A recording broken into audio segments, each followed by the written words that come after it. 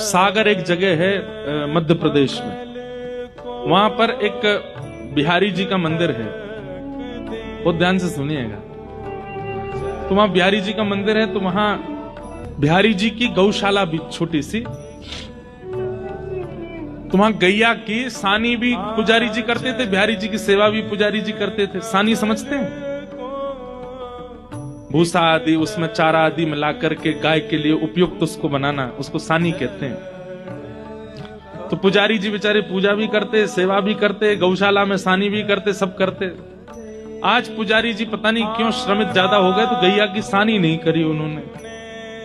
तो स्वयं बिहारी जी गए सानी करने, ठाकुर जी निकल के गए और सानी करके आए। इतने में पुजारी जी लौटे आए, तो ठाकुर जी दौड़ करके गए और जाके ऐसे खड़े हो गए। जैसे ही ठाकुर जी जाके खड़े हुए, तो पुजारी जी ने क्या देखा, गौशाला से लेके मंदिर तक पूरे ऐसे भूसा पड़ा हुआ। मंदिर में जैसे ही ठाकुर जी को था, ठाकुर जी के हाथ पर गैया की सानी के वो सब भूसा लगे हुए थे।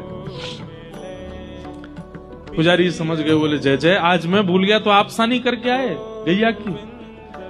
तो ये कथा हम सुना रहे थे कथा में, तो हमने केवल ये बताया कि पुजारी जी ने देखा कि ठाकुर जी के हाथ में सानी के भूसा लगे हैं, पुजारी जी के नेत्र सजल हो गए। मैंने कहा भैया ऐसे बिहारी जी आपके सागर में विराजते हैं। अब इतना कहकर के कथा विश्राम हो गई। हम जैसे जाने लगे, एक बालक दौड़ा दौड़ा आया, बोले महाराज जी आपने क्या कर दिया? मैंने क्यों? आपने कथा सुनाई कि बिहारी जी सानी करके आए हैं, अपने आसन पे आके बैठ गए हैं, पुजारी जी आकर के उनको देख करके रोने लगे और आपने वही कथा विश्राम कर दी। मैंने इससे आगे कथा है भी नहीं। अरे कम से कम इतना तो बोल देते कि पुजारी जी ने कपड़ा लेके ठाकुर जी के हाथ पहुंचे, अब रात भर ठाकुर जी के हाथ में सानी लगी रहेगी। आपने कथा वही विश्राम कर दी।